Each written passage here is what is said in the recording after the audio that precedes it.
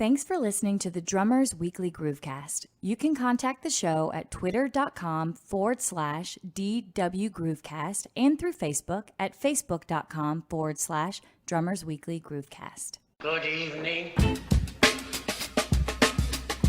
I am warning you right now, if you touch my drums, I will stab you in the neck with a knife. Ain't a bucket. Ain't a bucket. Mom!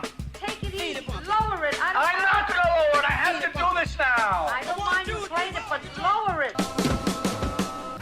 Everything get straightened out? No, we had a problem. I mean, we tried to do everything we could. What do you mean? Well, you know what I mean. Next! Little trouble there. You're rushing.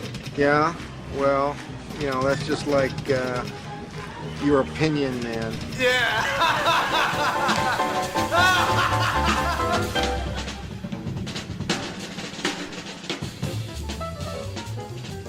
Hey everybody, Phil here from the Drummers Weekly Groovecast. Happy Monday to everyone.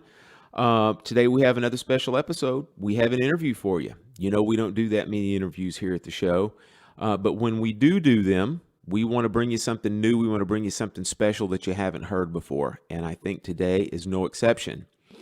Today we're interviewing the great R&B pop fusion drummer, Lil John Roberts. If you don't know Lil John by name, I bet you a steak dinner that you've heard him play before, because this guy's gig resume is off the charts. I'm not going to give you a whole lot of biographical information about him, because John does a great job detailing that during the show. But just some of the essentials that you'll want to know is he's originally from Philadelphia. He grew up there with a very musical family. He learned some drumming from his uncles. As he grew up, he had a chance encounter with Wynton Marsalis, which led him into playing in an ensemble that Wynton put together, which in a roundabout way led him to studying at the Berklee School of Music up in Boston. After that, John found his way down south, eventually to Atlanta, where he started establishing his professional career with great R&B pop artists like Monica, the Goody Mob, Escape, and that eventually led to his major gigs like Janet Jackson, Stevie Wonder, and then some of the great fusion artists of our time, George Howard, Herbie Hancock, and George Duke. All right, so we're not going to belabor the point anymore, because this is a great interview, and he's very forthcoming about what it takes to be successful in the music business. So we're going to go ahead and lead into this intro with a track that John and I discussed that he would like for us to play. That's a good example of his playing, and it just happens to be a track that he recorded with one of his musical mentors, Mr. George Duke. So without further delay, we present to you Lil John Roberts.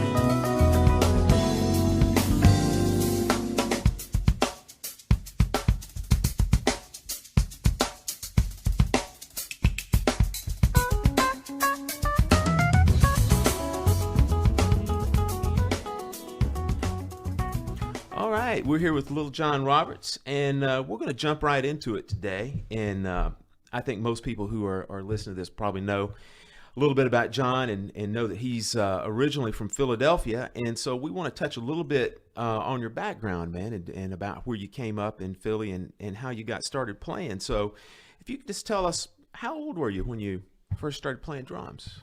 Probably about 7. Just messing around. All of my uncles played drums. My dad's a pastor, so we all played in church first. That's cool, man. So when you started doing that, when you first started playing, did you have any lessons with like your uncles, or did you take any formal lessons from anybody? At the earlier age, it was just hanging out with them mostly. But then as I started, progressing in school and everything like that, I started going to Settlement Music School in Philly. Okay. Christian McBride, he's another good friend of mine, and Joey DeFrancesco. We had a trio together when we were younger. So we all used to go and study at Settlement and play All City Jazz Band, all that kind of stuff in Philly. Is it like a performing arts high school? Or Yeah, I went to Overbrook High School, which was like kind of like a brother to creative and performing arts, where Joey and Chris went. Boys II Men went there, The Roots, Questlove. Nice. Yeah, so we were all coming up in Philly at the same time. You know, it's a pretty good time to go ahead and mention that It was really fertile. yeah, the Lil John is one of a lineage of like very important drummers that have come out of Philadelphia, and he mentioned Joey DeFrancesco, and one of the kind of unsung heroes of that Philadelphia scene that's not really known that much outside of like people who know about Joey DeFrancesco is Byron Landham. Yeah, Man, that guy can play, man. Yes. You know? Yeah, So- I hung out with Byron a lot, man. I learned a lot watching and listening to him play. He's a great drummer, man. Yeah. Is he still actually in Philadelphia? Yep. Mm-hmm. Yeah. That's There's cool, another man. guy that plays with Branford. Uh, Dude, that is just slaying. Justin Faulkner. Mm-hmm. Good Lord, man. Yeah. I always talk about New Orleans, something in the water. Philadelphia's got it too, man. Absolutely. Incredible. Yeah. Yeah, you got some of those hacks like Philly Joe Jones, Ah, Mickey Roker, I mean, Joe Chambers. has-beens. I'm talking about people with influence, to help the genres grow. I used to go watch Mickey Roker play at Ortlieb's in Philly. I actually saw him at Ortlieb's, man, Okay. one time. Yeah, I did a gig. I guess it was, it was almost 20 years ago, man. I played at that Ritz-Carlton downtown and then went to Ortlieb's. Ortlieb's is not there anymore, is it? there anymore, Yeah. unfortunately. So, like, as far as your uncles and people you were influenced by growing up, were they involved in that seminal R&B scene that Philadelphia is known for? Or? Not really. Like, they didn't really go but so far. It was really church. One of my uncles was in the Army, so he played in the Army band. That was the one that I really was inspired by the most. He had a great style, funky and everything like that. But yeah, they all just used to listen to a lot of Ohio players and stuff like that. All right. In the midst of playing church music too. So, I kind of got into the R&B stuff quick through them. Okay. Were they also influenced or either play on or know any of the folks that were part of that movement in the 70s, like the Sound of Philadelphia? They didn't have anything to do with that, but they were around it. you know? Gotcha. Yeah. But Questlove, his family were more into like the scene. I gotcha. I think his dad and all of those people were like actually, playing gigs and doing recordings and stuff. Cool, man. So as you kind of progressed and you went along, there had to be a time where it's like you came to the realization of like, man, if I'm going to do this, I'm going to have to study this stuff. I'm going to have to, get some formal lessons, that type of thing. How old were you when it was like, okay, now I've got to, I'm going to learn, the rudiments. I'm going to learn, the different methods that come along with it, reading, that kind of stuff. When did that come to you? Yeah, that was probably around 15. Gotcha. I was going to this pretty cool middle school that had a good music program called Baldy Middle School.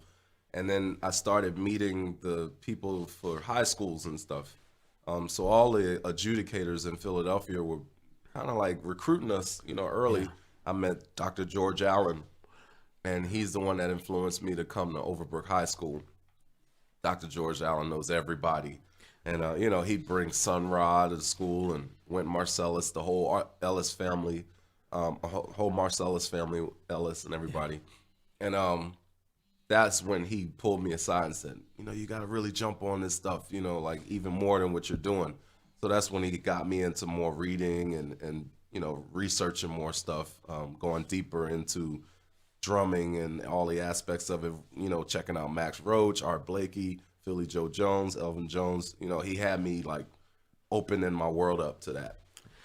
Gotcha. Now, there's a good story that I read in your bio where I guess it was probably when you were your latter part of your high school years, where you had an encounter with Wynton Marsalis, right? Yeah. And that eventually led to you being put into an ensemble, right? Which kind of led to you ending up going to Berklee.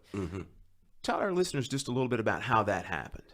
Okay, so from Dr. George Allen, when I was talking about in high school, inviting Winton and all the family to the school, we just took to each other and became really cool. And he was watching and seeing all the things that I was doing. And said, man, I like that cat John, playing. I want to pull him in on a project eventually. And Herlin Raleigh was playing at the time, and it was like Herlin Raleigh and Jeff Tane Watts were swapping back and forth, on gigs and stuff. And Winton just kind of took me under his wing and was like, come to the shows, and hang out. I want you to watch Tane, see everything he does, or Herlin, whoever, even Jason Marcellus, his little brother. That's when he reached out and said that he wanted me to play along with Chris McBride. And he asked Joey too, but Joey couldn't do everything because Joey was actually getting ready to leave and start playing with Miles. Oh, yeah. Because Miles came into town and met Joey and Chris and all like that. So that turned into a whole other thing. Byron Landon was playing with Joey at that time too. So, it was just a whirlwind of things happening. So Joey couldn't make that a gig that we were doing, which was the Duke Ellington Youth Orchestra that Winton put together. So we were playing all of that crazy sweet, the sweet Nutcracker sweet music. Right. Yeah. And so we had a guy named Fareed Barron, who was also a great keyboard player in Philly that we pulled in for that group too. Was it just people from Philadelphia, or like kind of more like the McDonald's thing? Yeah, it was Philly, New York. It was kind of like a regional thing. Gotcha. Walter Blanding was playing sax in the band. It was a few cats that were like the young lions that were coming up and about to blow up, because Walter left Philly and went to New York and just went nuts. Now, how did that? There's some kind of a link between that band that Winton had you guys in, and then how you got to Berklee, right? How did that actually work? Okay, so that's a pretty cool story because we were invited to come play at Berklee at the BPC, the Berklee Performing Arts Center, and after that performance was over, we met all the dignitaries at the school, the president, everybody, and they all, they really welcomed us. And at the end of the night, they presented all of us with scholarships to come to the school. Oh, wow. No audition. That was your audition. That was the audition, right? Yeah. Uh-huh. I mean, it was a phenomenal band, man. I wish I had video or something of that group. I'm sure somebody has it. Maybe Dr. George Allen might have something in his archives. But if you got the chance to listen to that high school age band, it was 22 of us. We sounded a lot like that Duke Ellington Orchestra, Yeah. And Winton was very strict on, how we approached that music and everything. Like he was on our butts, Yeah. Y'all need to really check this stuff out. If we didn't sound good, he would tell us, y'all sound sad, man. Yeah. But it was good for us, So what year was that? When was that? I was 16. So that was about 87. Gotcha. So you actually had then a couple more years of school. You got the scholarship, but you had a couple more years of school before you could actually go do that. Then. Yeah, I think I was in 10th grade then. So when you got to Berklee, who were some of the different people that you studied with, and tell us just your general experience there. Okay, so it's funny because the teachers that I was directed to have lessons with and all that kind of stuff, I didn't really like them. I'm not going to say their names. Yeah. But I really didn't get what I wanted to get from those guys, and I don't knock them at all like that, but the lessons, it felt like I was teaching them. I got you. I'm asking them questions about how to do things and all, and they really couldn't do it, and I'm like, all right. So then I'd go over and hang out with John Ramsey in his room. And, I always used to walk by and hear him practicing or listening to some really cool Blakey stuff or Elvin stuff. And, I'd just peep my head in the door and he's, come on in, man, come hang out. And I learned so much more stuff hanging out with John Ramsey than I may have learned with any of the teachers that I was there. And it was just because of preference and what I was looking for at the time. I was looking for something, a certain thing I was looking for. And I knew it once I heard it from somebody playing or whatever. I would go see Tony Williams and all those cats play at Scullers and Regatta Bar or any of those venues in Boston. Yeah. Just to get that lesson or get to hear what it was that I was searching for. But Ramsey was really close to showing me some of the stuff, especially the swing stuff. And on top of that, I was playing in Billy Pierce's ensemble. And Billy Pierce played sax with Blakey. And Tony too, yeah. Right. Yeah, So right. it was the Blakey ensemble with, Billy Pierce as your teacher. Like, how? Sounds miserable. Can't get any better than that, right? Awesome. Yeah, I love So, it. hands-on playing that stuff and him showing us what Blakey would do and say and all that kind of stuff. That was like a great class, man. I got more out of that than anything else, really. John, I'm glad you brought up John Ramsey. John Ramsey is absolutely one of the unsung music educators. He is one of our last remaining direct links to Alan Dawson also. Exactly. Yeah. I mean, that guy, he studied with Dawson for years, and then, he put out that book about 10 or 12 years ago that is essentially, it's kind of a compilation of all of the things that Dawson had put together regarding the syncopation book. Right. And then he put the rudimental ritual, in there as well and all Right. that good stuff. So I'm glad to hear that about John Ramsey. Now, how did you feel about like the classroom work and stuff that you had to do up there? Like things like theory and ear training and that kind of stuff. It was actually intriguing. Years, But my brain was elsewhere. That's So cool. If Yeah. I knew then what I know Connection. now, I would have taken much more advantage of those classes.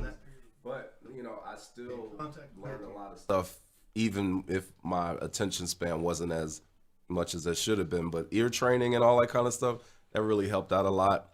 What was another class we had? It was one class that I really liked. I can't remember what it was, though. But ear training was one of the top ones, though.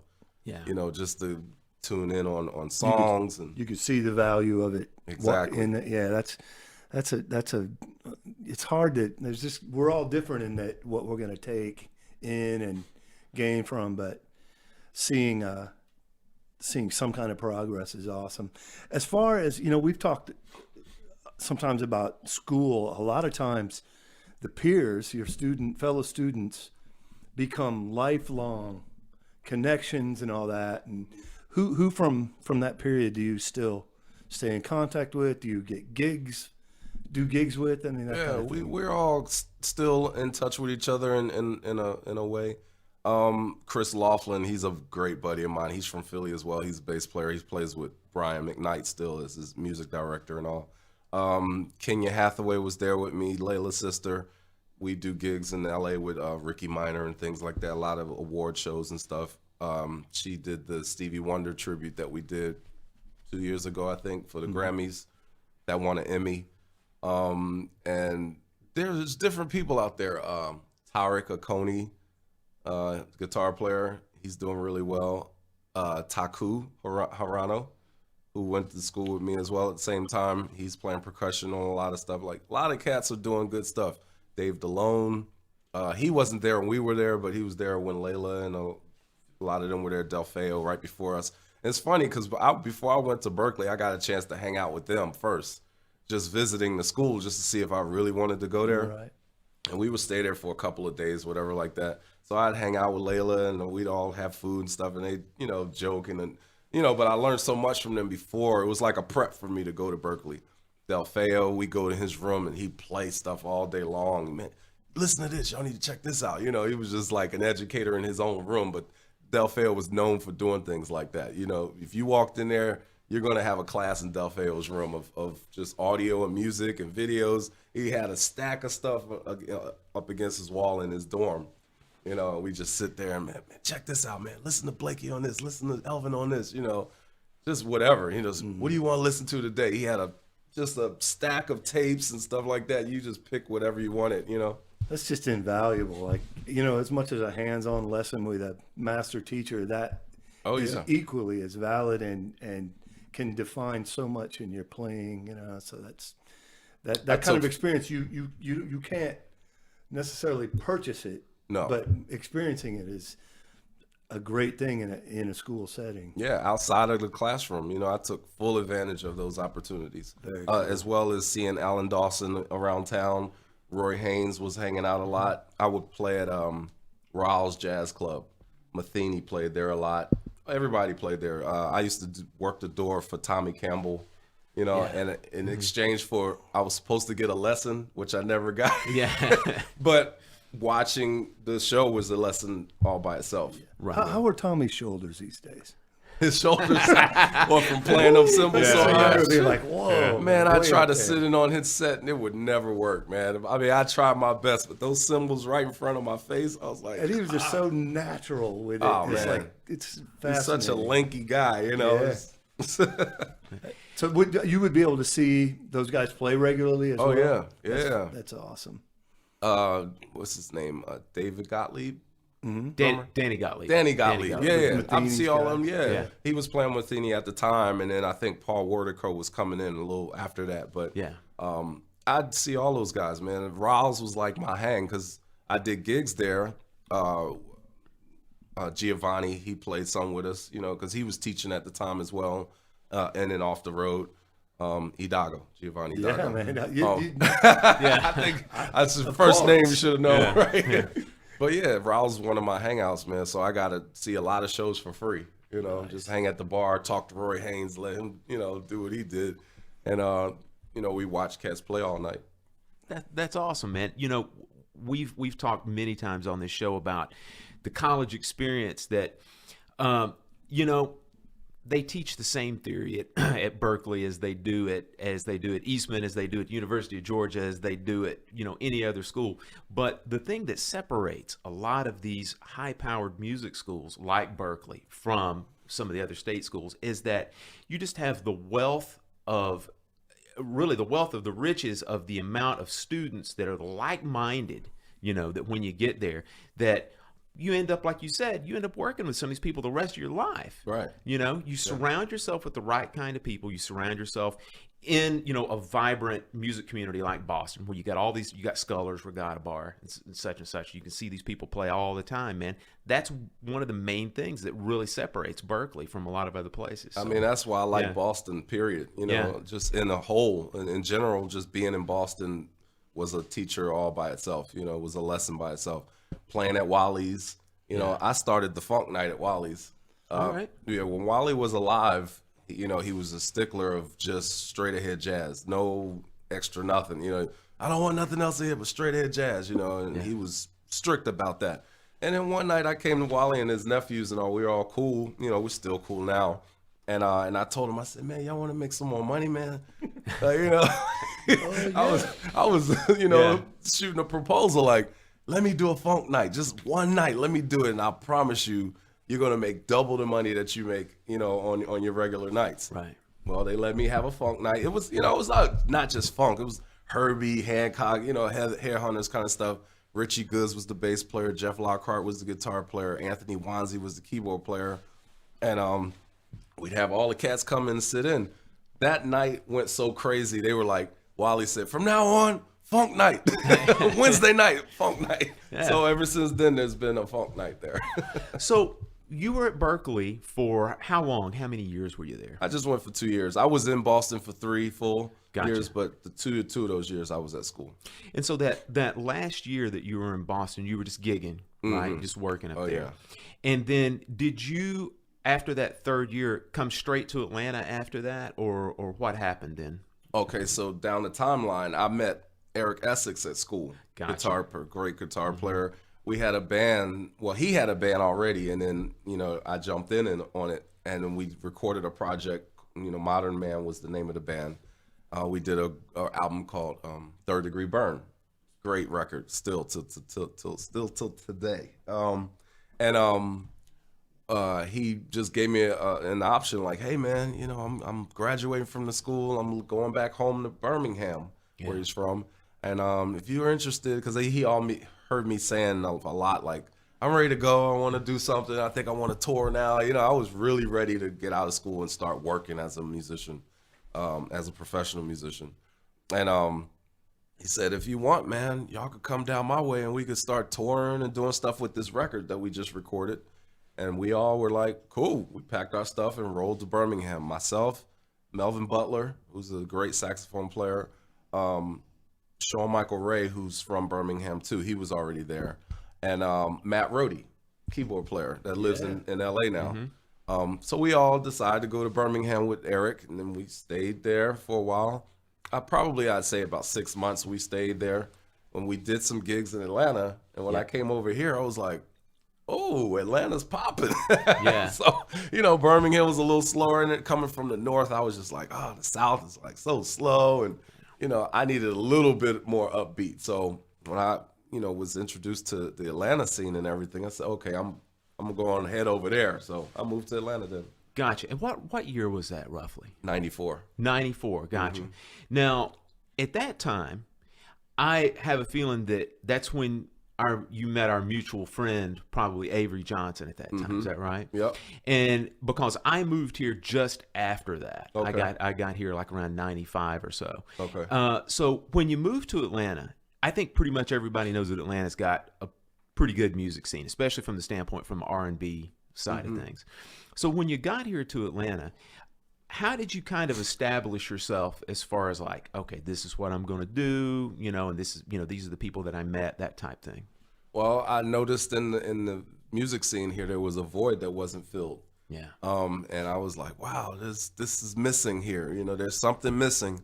And I said, okay, I'm gonna just put a band together and just start making that thing happen. And that's how I handpicked these cats, as well as Avery Johnson on bass. Right. El Rock, the keyboard player, producer. He was producing at the time, so he wasn't really trying to go out and play much, but he was a great musician. And I was like, El Rock, let's get you out the studio and let's do some gigs and stuff. Phil Davis, we wind up playing with George Duke later on together, and Rochelle Farrell, and Billy Odom, who's another Atlanta rock guitarist. And so yeah, that was a perfect fit. And we started, playing at places around town. And we had a staple spot called the Yin Yang Cafe, where we played every Thursday. That's where that low-down, dirty dog Eddie Irons took me to see you the first time. Wrecked me. Thanks a lot, Eddie. That's funny because Eddie went and hired me to fill in for him with Brick at that time, that same time period too, because then he was starting to, do sound and do front of house. So that was great to play for him with Brick too. So just Atlanta, the history of the music scene here from SOS Band and, I met Sonny Emery when I was younger in Philly when he was playing with David Sanborn. I just happened to sneak backstage and, got up to him and was like, hey, Mr. Emery, whatever. And I asked him to play this certain beat that he was playing. I heard in soundcheck, and then he broke it down to me. And after that, we became best friends. Gotcha. And when I moved to Atlanta, matter of fact, one of the first places I went and played was at his clinic at, where's he from? What school?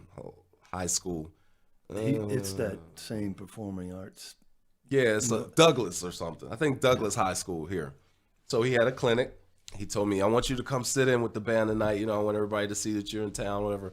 So that was like an introduction for me to Atlanta, was sitting in at his clinic. All right. Marcus Williams was playing, so it was all the cats there. Derek Scott, it was like Sam Sims, Ronnie Garrett, all of like the heads, the guys, the cats of Atlanta, was there that night. So it was a great introduction for me to meet everybody from that. So was that when you just saw the void with, I know the Chronicle is that kind of, was the Funk Jam in Boston sort of a model for where you were taking, and that's what you felt was missing? Yeah, that kind of thing? Definitely. I see that perfect connection in that.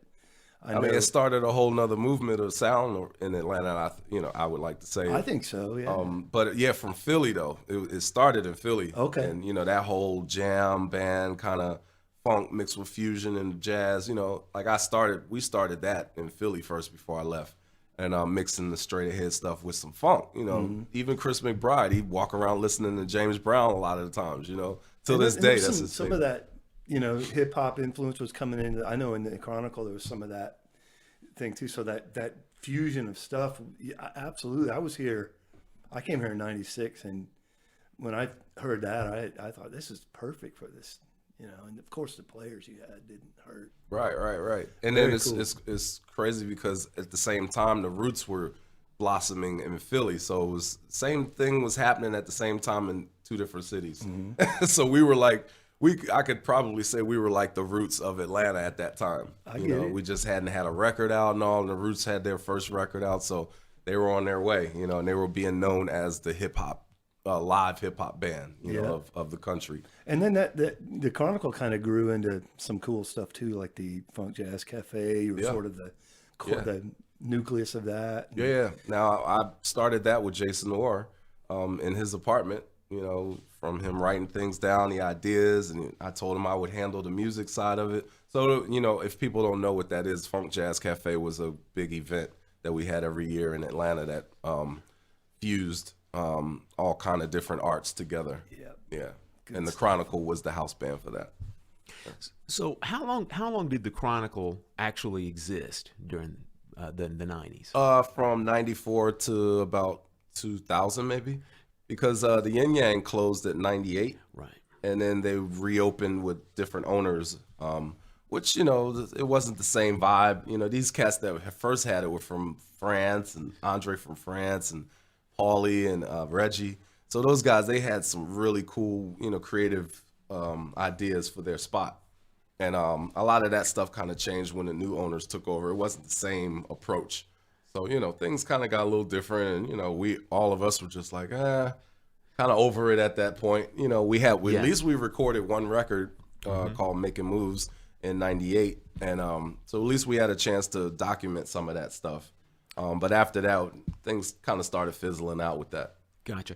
Now, you really got yourself established very well locally in Atlanta. You know, like how you got that. You talked about how you met Sonny and went to the clinic and all that stuff, and kind of got yourself known with the local players here. Mm-hmm. Now, from that though, you started hitting the national, and not the international playing scene at that time. Yep. So tell us about like your when you got your first major gig. Right. Okay. So I was hanging out a lot with Jermaine Dupri and Dallas Austin. Yeah. And that's how it took me into the whole R&B realm of Atlanta and the artists that were coming out of here. Because at that time period, it was a big, you know, recording city, and, you know, the record labels were here, LaFace Records, Rowdy Records, you know, a lot of different smaller record labels were here. So it was a big part of the industry at that time. Yeah. Outkast was coming out.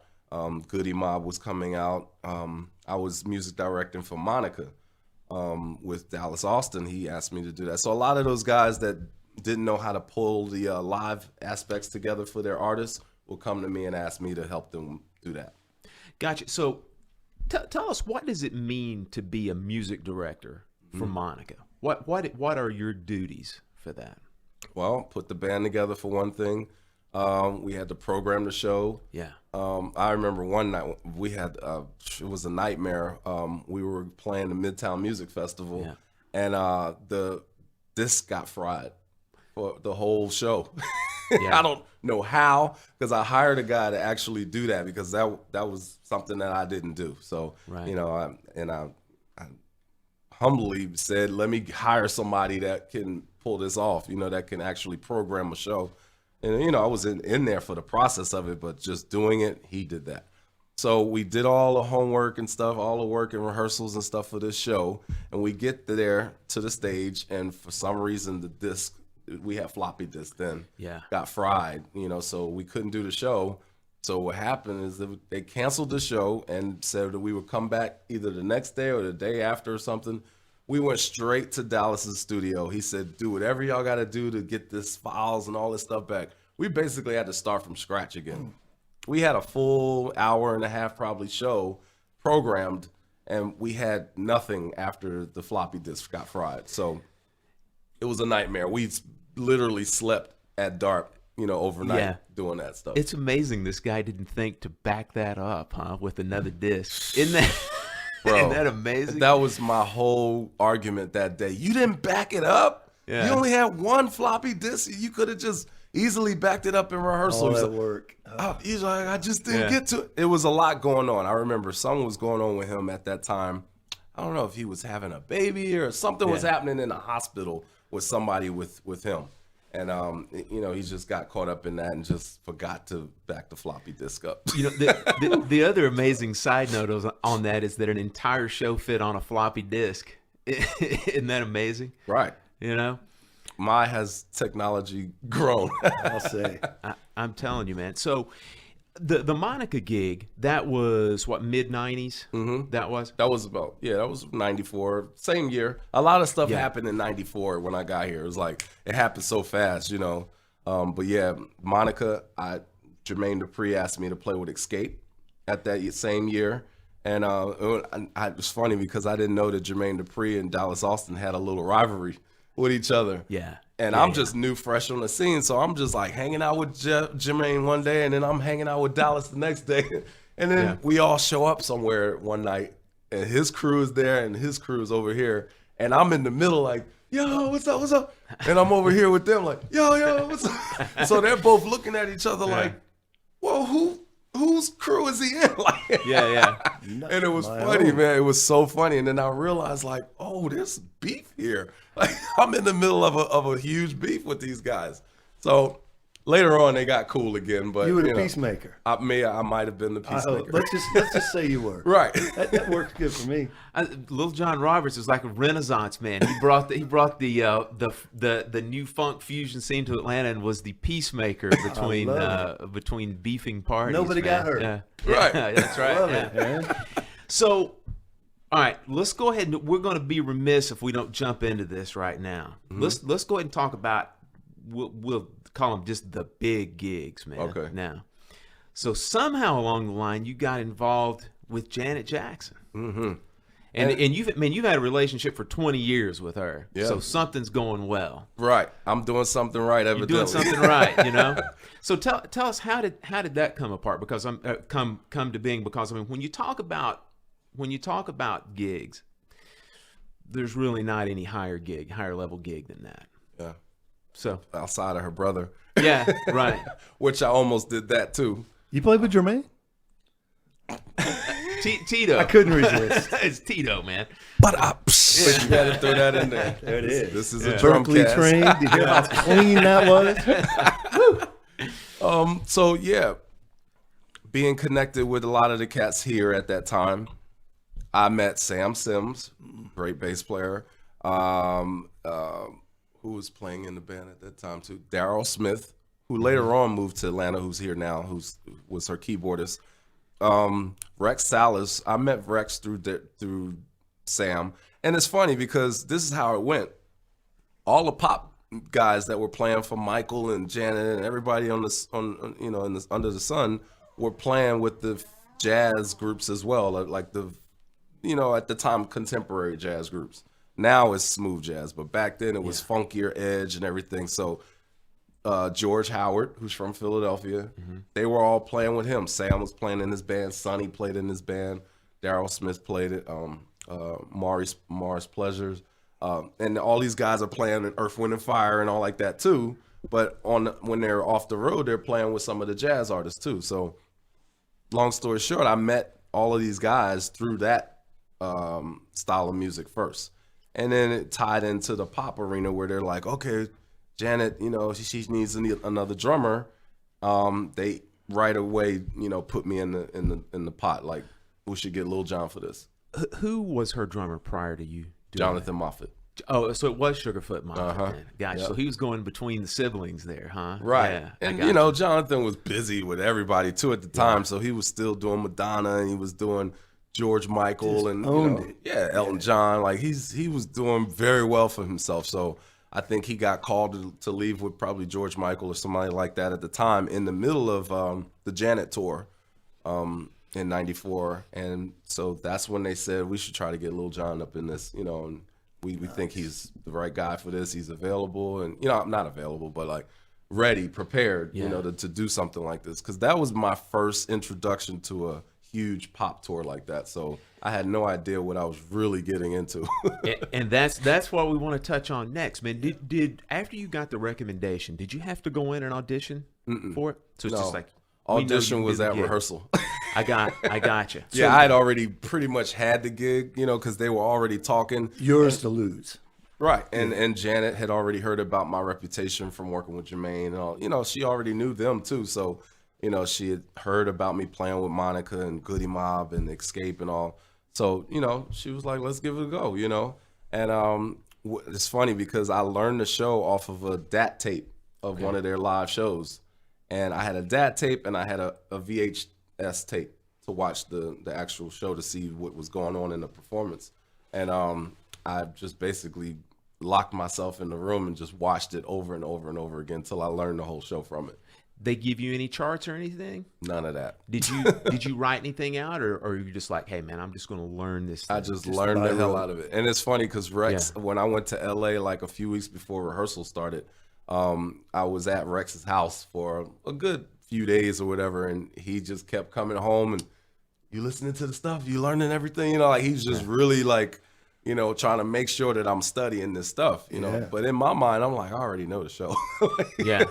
Because I mean, I was used to learning stuff like Sure. that. And but this not on that- opportunity, I guess, going to be just not on that level. I was like, it was, you know, big, you know, to do it from when I was doing it at Berklee or in Atlanta and, you know, the smaller groups I was playing with at the time.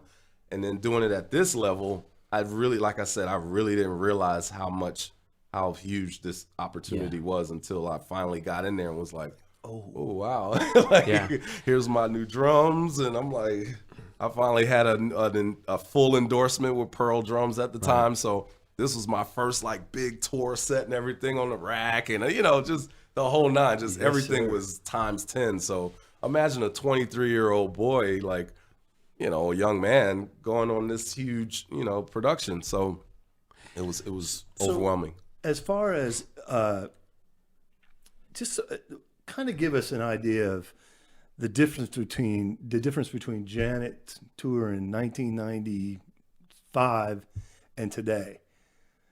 Technology, you know, the travel, all that aspect. Has it changed? Is it pretty similar? Yeah, it's pretty much the same. I mean, Janet's thing is just all across the board the same. You know, the Top accommodations, everything is red carpet pretty much. Of course, the technology is different because, you know, we have Pro Tools and all that stuff now. Back then, I think they were using Performer maybe or something like that. I'm not really hip, but Some guys still do. They like how it lines up. Interesting that. Okay. A friend of mine worked with the Eagles. He still uses DP, and I was like, okay. what? Yeah, I mean, we had cats like Michael McKnight, who was doing Madonna and all that stuff. So we had all the top cats like doing the production in on it. Terry Lawless, who's been on tour with everybody, he was our programmer. So, you know, definitely the technology got much better now than it was then. That was my first time playing to a click track and all that kind of stuff live with, you know, pre-recorded instruments and all that kind of stuff, background vocals or whatever. So I had to figure out how to play a live show and follow the click and still make it feel natural, Right. without it sounding sterile and tight and computer sounding or whatever. So I learned on the spot how to play with a human feel on top of some tight tracks. Right. Because I mean, you could be loose, but not too loose. Right. You know, you had to still be right on top of stuff. You know, everybody's dancing to it, and the lights, everything is all synced to it. So I really realized how big of a responsibility it was for me as a drummer on that gig. So I'm sorry. All I was going to say, I was going to step back 1 second because John and I have actually done a show on this, and it comes up. It seems like it comes up about every 3 or 4 shows. I just want to draw attention to something that John said a little while ago, is about how much he prepared for this gig. Man, we go overboard talking about preparing for gigs, that you need to be prepared for gigs, that you need to work on stuff, and you need to be prepared for gigs, because you know as well as I do, there's a lot of cats that don't do that. And so I just wanted to step back real quick and say that. And every gig. Yeah. You need to be not prepared just for Janet it. Jackson. Like Any gig. You might play with that cat on some throwaway wedding gig. Who's going to get you on Janet Jackson's tour? Exactly. Have it together. Yeah. You never know who's in the audience watching, whatever you are doing. You know, like we talked about, we talked about before we got on, started this with the Larry Carlton gig this weekend that I played. We didn't have a rehearsal, you know, and Larry, we've never met before. He's heard about me through George Duke and all them back in the day, but we've never played with each other on stage. So he just trusted that I was going to learn everything, you know, like a lot of these cats do when they call you. They're trusting that you're going to do your homework, and hopefully if you can read charts and all, you could just bring the charts up and follow the music that way. So I definitely prepared myself for Saturday and Sunday, and I think I did a pretty good job of it. Yeah. And lost in that, sometimes people forget that the person who recommended you we have to be mindful of too. Oh yeah. Because it's completely unfair for them. Right. man, thanks to Marcus Finney, who's from Nashville. And Yeah, man. he plays with Carlton a lot, and he told him immediately, man, if you're playing in Atlanta, you need somebody, you need to call Lil John. You know, so I appreciate him for that call. Respect them enough to come prepared. Absolutely. And I mean, that's what I expect cats to do. If I'm, referring them to something, I'm like, hey, man, I referred the sax player on this gig. And, we've done some TV shows together, but we really hadn't done a whole lot of stuff together. But he's Kirk Whalum's cousin, too. So I was like, all right, let me give him a shot, because Kirk, he said he wanted somebody like a Kirk Whalum type player for this. And Jamel Mitchell is his name. He came through and just showed out, man. He was so prepared. And I texted him today. I said, hey, man, I just want to thank you for being prepared and not embarrassing my ass on this gig. Yeah. Man, it's such a big part of it. Yeah. And we need to be respectful of our peers in that sense. Absolutely. So- I mean, if you want to get a call again. Yeah, no doubt. So back to the Janet thing real quick. Mentioning technology, I know some of the especially like the big R&B tours, it can differ in regards to what you're hearing, all that. Are you getting vocal cues or not, as far as show like bridge 2, 3, 4, things like that? Sometimes we do that. If we have a new song that we haven't had time to really, really get under our belt, we call cheat slates. Sure. Cheat slates there, definitely. I mean, nobody's going to hear it but us. So we put that there, bridge, second verse, we make sure it's lined up in there. And if, there's the break, there's some songs where there's crazy breaks in there. It's just too much to remember at the last minute. So we'll put breaks in there, like breakdown or vocal breakdown or whatever, just anything for everybody to just be able to get through it until we all learn it like fully. Yeah. I've had a couple people also like say, especially a tour that's booked for a long period of time, sometimes they'll do it so the autopilot factor doesn't become a problem where, 6 months down the road, you're getting a cue still. And it's kind of interesting. Like, I think some people, it might be a control thing, but I could see that too. You're doing show after show after show. We're all guilty of it on occasion of just kind of veering off. It's like bridge. Oh, thank you. So right. Yeah, that's the beauty of technology in that sense. But definitely in a new tune, you can't go up there and not in front of why not 10,000 plus people. Yeah. So good stuff. So, John, now talking a little bit about the business aspect, the business side of this stuff. This is something that I think a lot of people would like to be interested or would like to hear about. And you certainly don't have to give numbers on this, but how do you end up let's say just negotiating your compensation on this? Right. I'm sure you have to deal with management, in that time. How do you approach that kind of thing? That's a good question. Like, some groups come with you with the offer that they're offering and there's no negotiation there. And then some groups come with a possible, we negotiate for a minute, and see what's comfortable for me.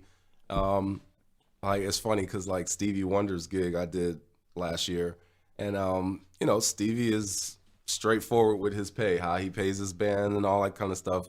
But you're dealing with his accountant, so you gotta negotiate with the accountant. You're not talking to Stevie. Like at the end of the day, he knows about everything that's going on because that's how Stevie is. I mean, flights, all that stuff. Stevie is hands on with everything with his business. It's like old Motown mentality, yeah. And with that comes some, some old, ways of doing things too, as well.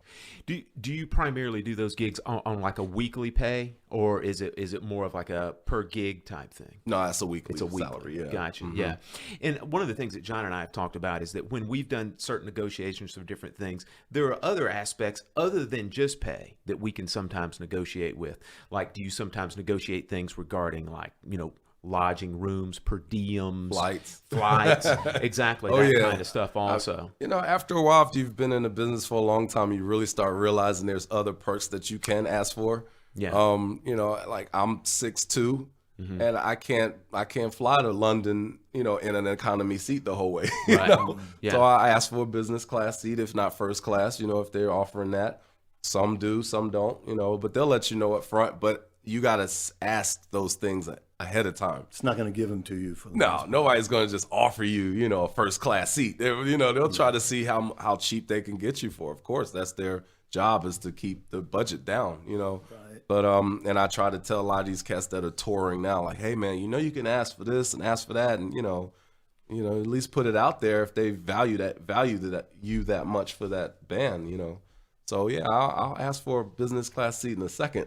Yeah, but that's good to know, man. I think that's valuable information, man. Yeah, I mean, we're the drummers too, and we need our body needs to be, cool when we get to the destination. Yeah, we can't be having back problems and stuff, and they expecting you to play 2-3 hours, full and strong. And well, hey man, I need a comfortable seat to get to the gig. It all makes sense. So now, walk us through what it's like back in the day and even today, what it's like when you get ready to rehearse or when you are rehearsing for, let's say, the Janet Jackson tour.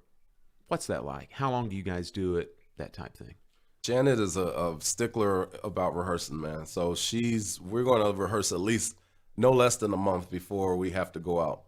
This last tour, we rehearsed from June to August, and then the date started in August. So we had a good 2.5 months to prepare for this, But with that comes a lot of stuff because there's choreography going on. Yeah.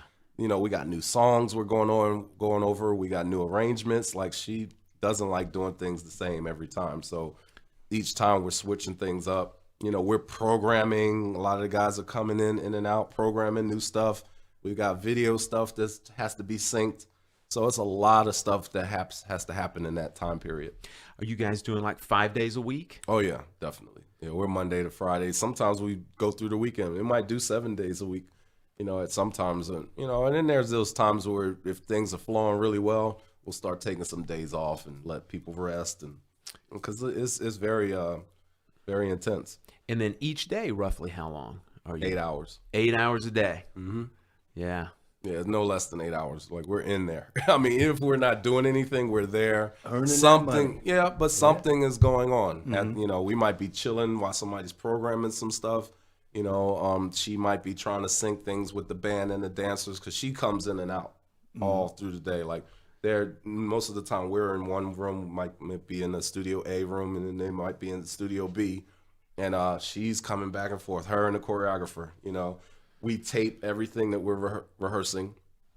So if we get a good take on a song, we'll send it over to them, let them do the choreography to what we just recorded. So that's another thing. When you're recording stuff like that, whatever little thing you play, the dancers are going to probably react to it. I got So you. if I go boom, bam, they're gonna form a choreography around that. Yeah. So every little thing that I'm doing, even if I'm just playing around, if I could just be BSing in rehearsal and just like start doing stuff in between, bam, I was just playing around, but now it's gold. Now I have to do that every time now. And is it typically her reaction or her response? All of them. Her call or? I mean, that's just how we used to working with each other now. Like it's almost like they expect me to do something to add to what is already there. Like if we're doing one of her new songs from the Unbreakable record, they're not expecting that I'm going to play the song just straight down like the record. They want extra stuff to add to the show, So, I'll take the liberties to just start adding things in there, and then I'll just have to remember that I did this there, and because they're going to definitely dance to it. Yeah. Mm-hmm. So you rehearse for a month or so, something like that, and then you go out on the road. Just give us a brief rundown of what is a gig day like with Janet Jackson.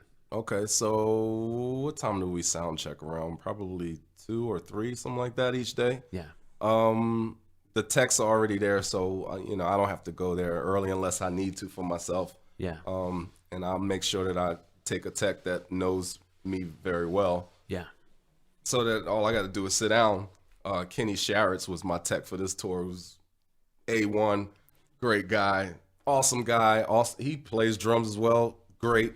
And, he has this ergonomic thing down. And, once we talk and he gets to feel what it is that I like and, that stuff's too high, it's too low, whatever. Because we're 2 different heights. So, we get we agree on how things are going to be, and then we, every other day we're still messing with stuff on the tour because songs change, so I got to put up different snares, or I got to change electronic programs, which is a big thing for this gig is electronics.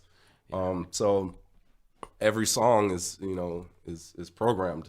And so the set list does change then. It changes sometimes, like it might just be a little 1 or 2 songs being moved or something, or it doesn't have anything to do with how long the song is, but yes, in the set list, she might switch it. Yeah.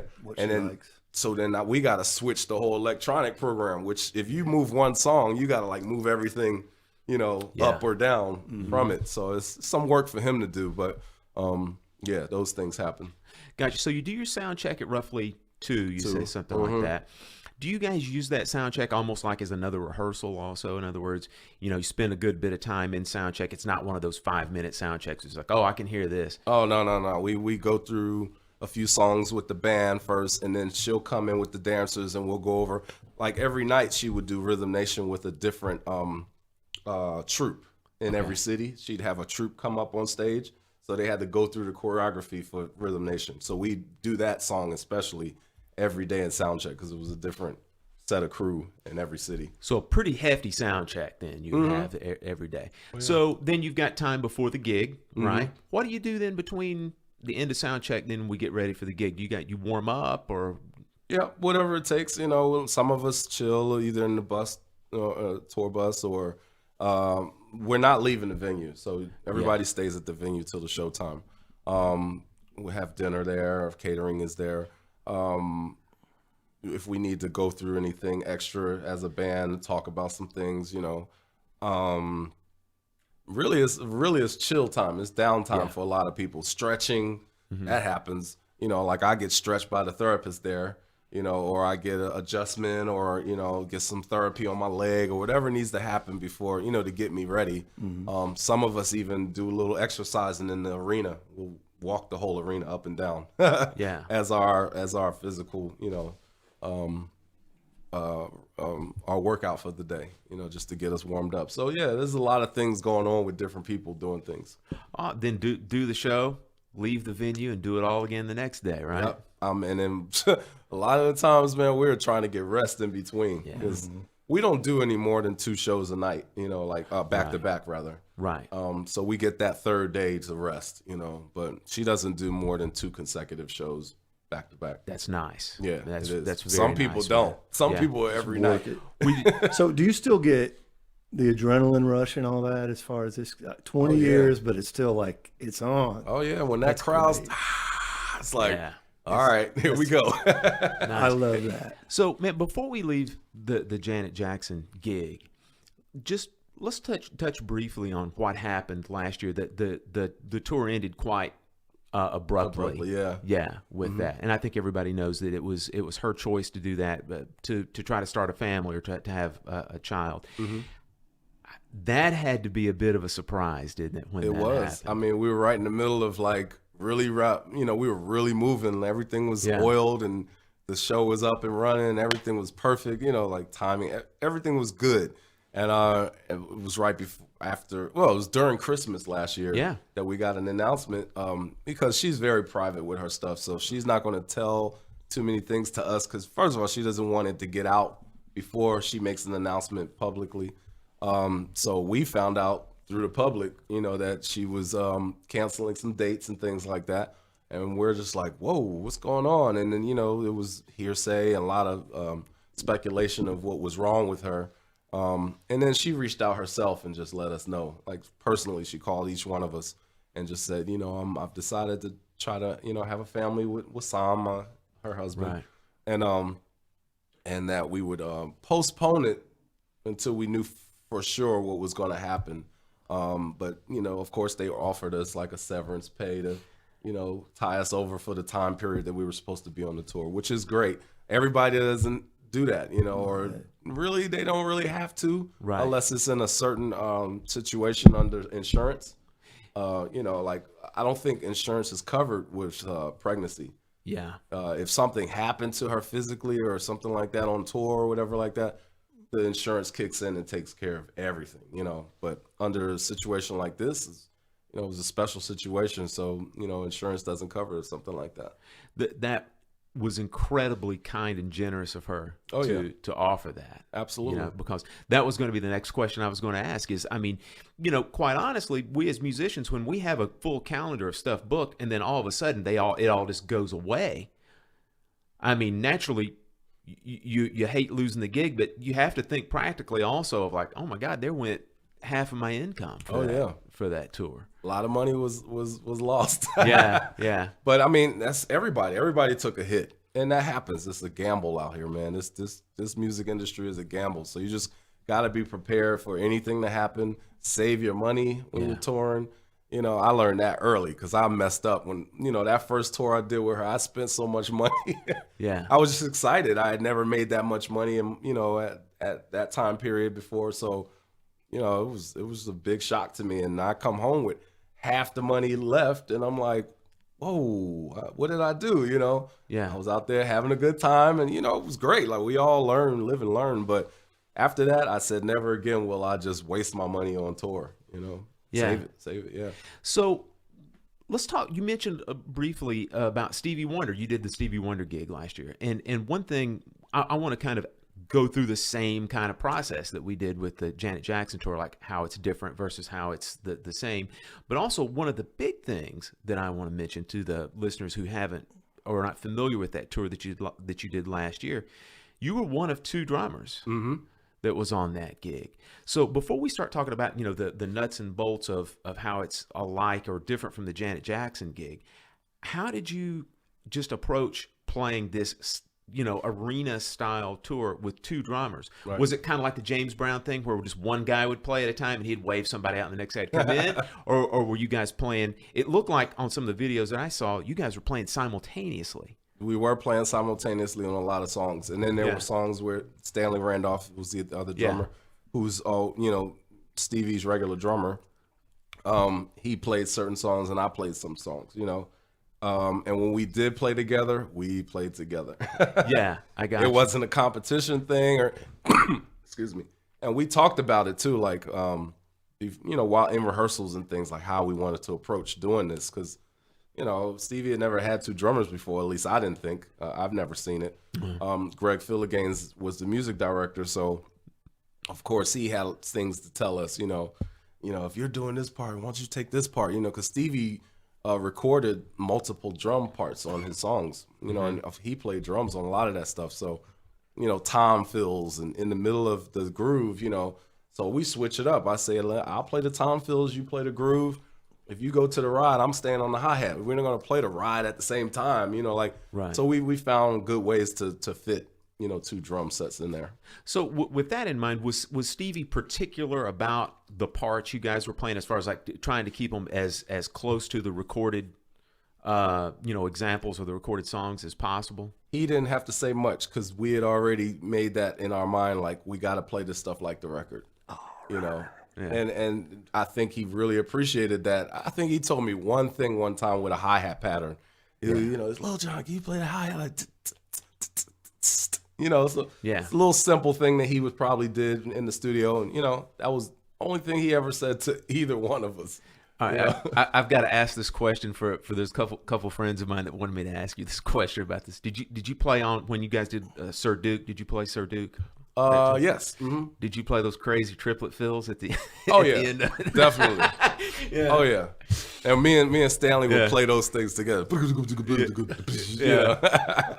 Love that part. So, all right, now, so we kind of established the whole thing about having two drummers on the gig. Now let's kind of go back and talk about how did you get that gig, and then how did you get in? Let's talk about the rehearsals and things for that.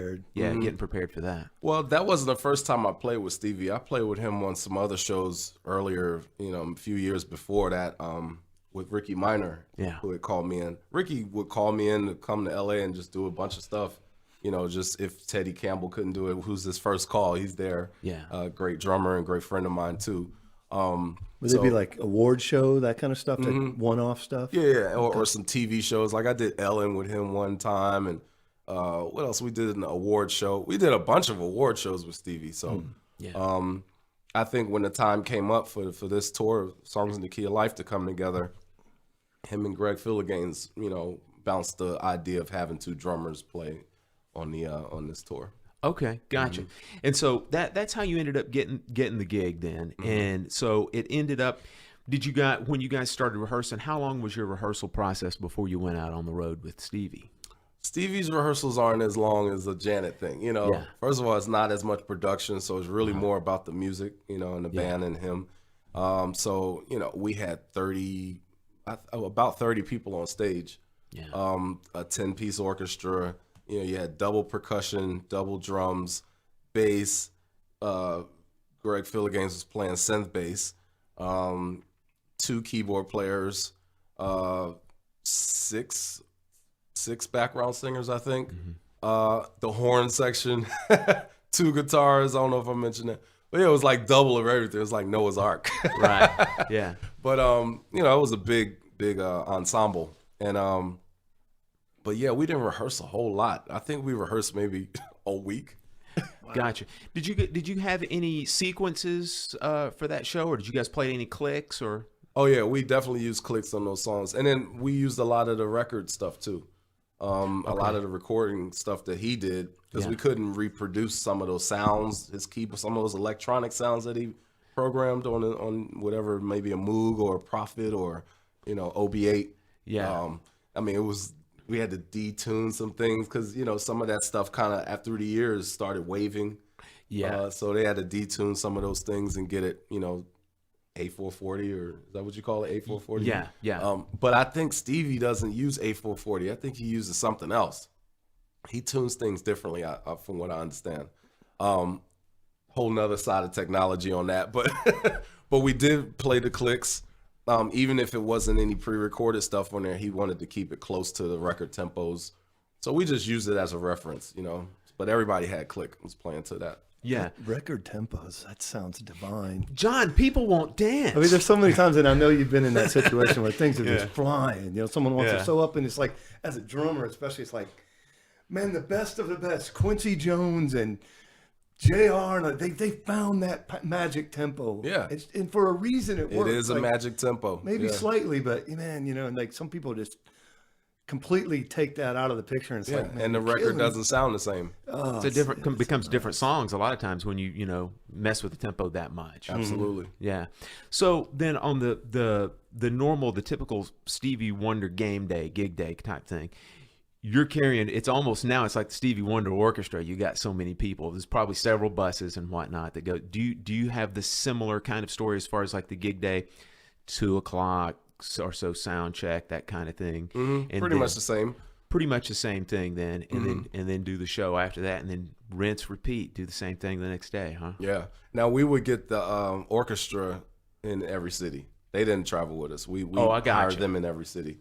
Gotcha. So we definitely go over a lot of the songs, especially for them that strings were on. That was our sound check. So we sound check pretty heavy. Yeah.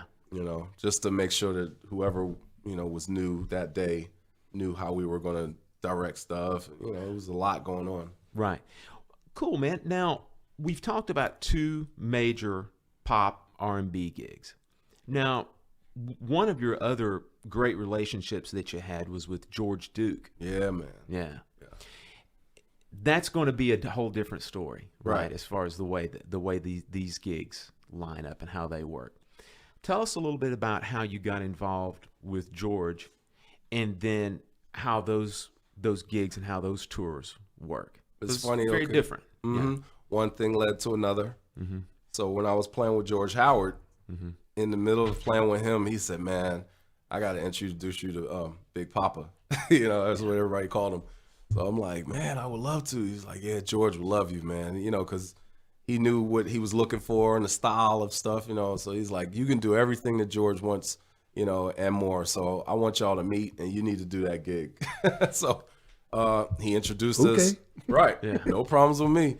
And then, as soon as me and George met, right away, it was like father to son kind of thing. He just took me in, or uncle to nephew, whichever way you want to look at it. And, we had so much fun together, man. It was just the mutual respect that we had for each other, the camaraderie, just the way that we played when we played together was just smiles the whole time. And, you know, if you're doing what you needed to do for a George Duke gig, he's happy.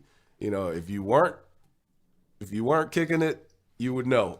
He would let you know. Yeah. George is a sweet guy, you know, a nice guy, but if it's not happening, you're going to know, you know.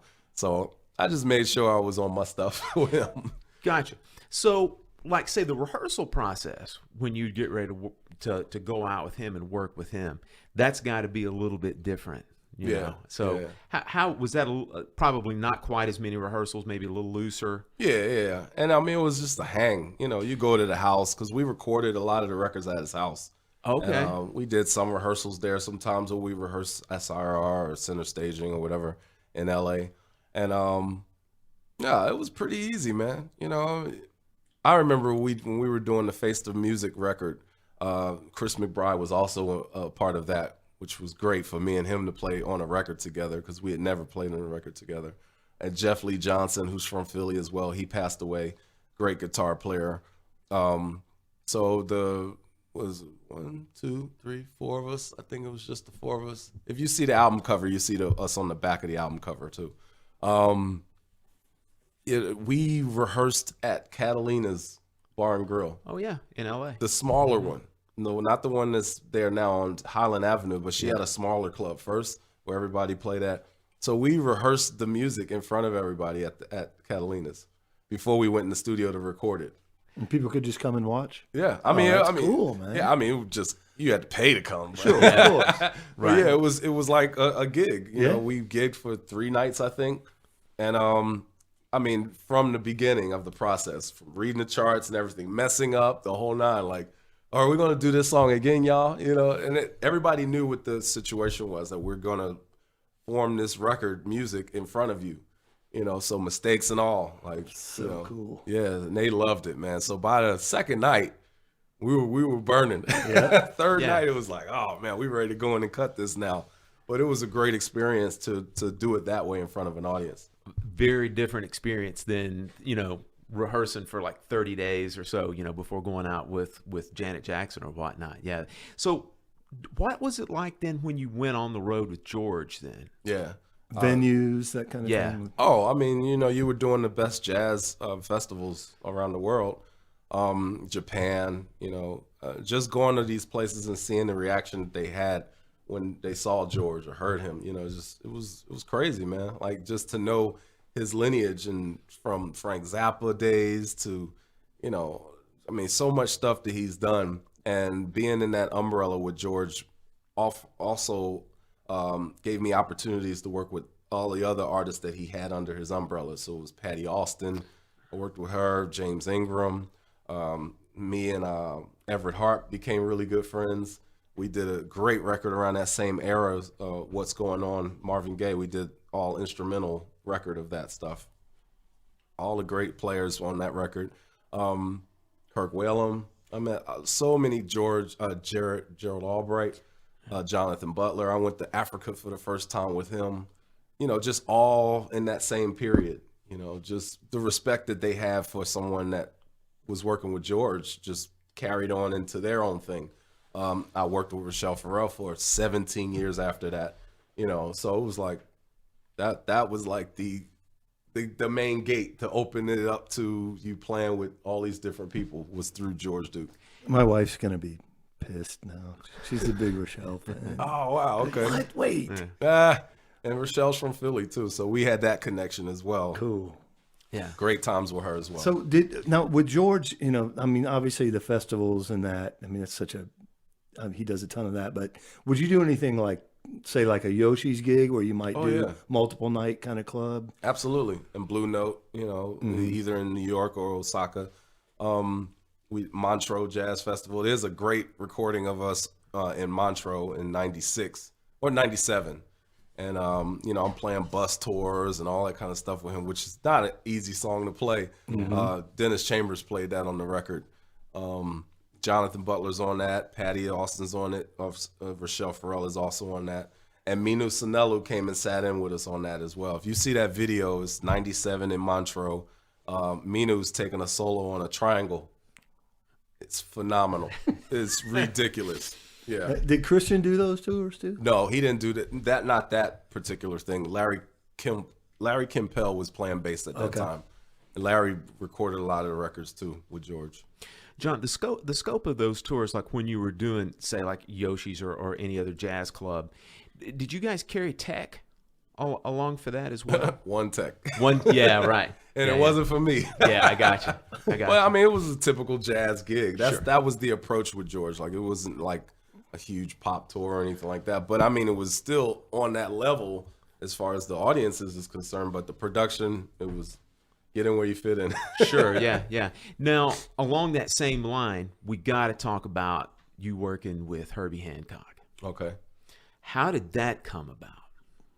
Through the Stevie thing. Okay. But even before that, I worked with Herbie on some stuff that we did for Quincy Jones. We did a tribute to Quincy, and actually George, Herbie, and Stevie were playing keyboards together at the same time. It was nuts. It's probably on YouTube somewhere, but it was a tribute to Quincy Jones. Gotcha. And that was around the time that I met Herbie. And then from there, just, spot stuff. I never toured with Herbie yet. Yeah. There's some talks out there that could happen, but I look forward to that if I could ever play. Because I'm going to tell you, in college, Headhunter's record is what changed my whole style of playing. When I heard Chameleon, and then, I became good friends with Harvey Mason as well now. Yeah. When I heard Chameleon, that song alone just changed my whole process. Remember I was telling you I was trying to find a sound and, find a teacher that could actually get me there to play that stuff. That was part of that sound was, Harvey playing, Mike Clark, like those guys that were playing that funk jazz stuff. And that's what made me want to put a band together like that, Nice little visitor. Yeah, we got a visitor. What would freak me out? What would be in the back of my mind if I was playing with Herbie Hancock the entire time? And I want to ask how you deal with this. It's like, this guy, man, played with Tony back. How am I even going? And then he, played with Harvey Mason and Mike Clark. With Miles. And played, yeah. And just from a drumming standpoint, man, how do you rationalize that in your mind that you're working with this cat, man, that played with? A lot of people would consider Tony Williams like the greatest drummer in history. Yeah. How do you reconcile that? Man, I have no idea. I just say I'm blessed, and whatever I'm doing something right as far as playing wise, because there's cats out here with chops galore and all like that, but it's at the end of the day, it's really how you approach the music. Serving it. It's how you approach the music. Like, of course you got to have chops and stuff. Sure. You got to come through and play stuff, but all of those chops and stuff don't add up to the mental process of how you're going to approach playing with this legendary cat. George Benson, George Duke, Herbie Hancock, Stevie Wonder, all of them that I've worked with, I brought something to the table as far as the approach to the music. Well, let's not lose sight of the fact that none of them were stuck with you. They wanted you. Right, yeah. Which helps a great deal psychologically, I'm sure. Helps a lot, yeah. That alone is like a very humbling thought, to know that, man, they hired me to come play with them. It wasn't like, I didn't ask, could I come play? It was like. Right. They didn't settle. Yeah, so man. That in itself is that's just a vote of confidence that people would dream of. So, of course, rise to the occasion, give 110%. Absolutely. It's amazing. Don't freeze up. You get there and you're like, okay, I'm here now. Yeah. Now what are you going to do? Right. Well, a lot of the times it's mental. Absolutely. It's mental, man. Like you guys could go there and play. You know, if you got the right mentality, you can get through that gig. If you play the right stuff, but the way that you're thinking, how you're approaching that gig means everything. Right. Well, one of the terms that we like to kick around when we've done shows on this type of subject is that it, just like you said, anybody over a period of time can amass chops. Man, you can sit in a practice room all day long with a practice pad or drum set, and you can amass chops. But the whole thing has to do with your musical depth and your experience that you can bring to a gig, because all the chops in the world does not get you musical depth. No way. No way. And there's so many different styles of stuff that you're playing with those kind of cats. I mean, George will pull out a straight ahead song in a minute, and then he'll go to some straight funk stuff, you know. Yeah. Then he'll Then he'll pull a fusion song out like Bus Tours or Rush Hour, you know, which is in 5 and then changes into 9, and like, hey man, don't forget he played with Zappa. Like anything can happen in those type situations. So you got to be ready and prepared to play whatever. You know, it might be a bossa nova, it might be a you know, like some Brazilian, you know, or African, you know, vibe song, or he did so many different styles of music. So you had to be versatile, right, in your styles. So we've talked a lot about, you know, the touring gigs and the big gigs, and it's not unknown to our listeners that we do this show in Atlanta, and you live in Atlanta with us here. So what do you do during the downtime? Like, what do you do, like when you come in off the road, because you do spend a good amount of time away from here, but when you are here, what do you do? Absolutely nothing. I like it. Yeah. Can we say rest, man? I'm chilling, man. Like, spend some time with my family, whatever like that, of course. But man, the downtime is really my time to just reload, man, recharge. Because I know, like, right now in like a week or so, I got a crazy little schedule that's happening before Christmas. You know, at least 3 or 4 shows that I have to do where I'm learning music too as well. So it's not like something that I've been playing a while. Like, this is new music that I'm getting ready to approach again. So right now I'm just really just relaxing. I told you I did a detox last week, so you know, I'm recovering from that, and just, you know, taking it easy, man. Just taking everything in. I like simple things, man. I'll go to the movies, I'll go whatever, just take a hike in the park somewhere, you know, whatever, just something that's away from the music. Like right now, like that, how quiet it is in here, I love that. Well, now I noticed that you mentioned when we were talking earlier that you do a little bit of teaching though, as well. So do you, when you're here in town, do you maintain like any kind of a schedule, or do people just come to you as a kind of like an as needed basis? Yeah, people hit me up. You know, they have my emails out. I put my email out there. So, you know, if some people hit me and like, hey, if you're gonna be home around this time, you know, I'd love to come and get with you, whatever. So yeah, I take students like whenever. You know, it's not like a consistent basis, but periodically I take people to teach. When somebody comes to you, and let's say they don't necessarily have a very specific thing that they like, you know, they might come and ask you very specific things about gigs that you do. But if they don't have that, what is something that you say, look, I'm going to show you this, and you need to be working on this? What's something in particular that you like to impart upon students? Well, most of the time I tell them stuff that helps me and helps me get the kind of gigs that I get and stuff. I mean, from groove stuff, I start with groove first. Yeah. Like, before we even go to rudiments and all that kind of stuff, play a groove for me. You know, let me hear how you sound first. And that's the main thing for me, because, you know, a lot of my gigs I get called for is because of the groove, you know, and the fact that I can groove.